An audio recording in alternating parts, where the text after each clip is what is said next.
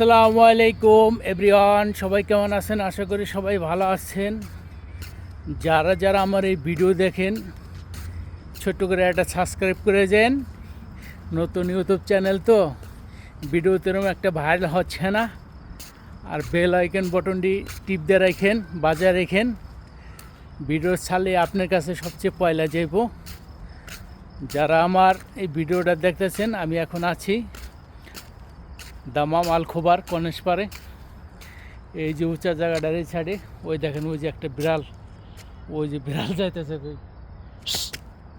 ওই যে বিড়াল, ওই যে দেন।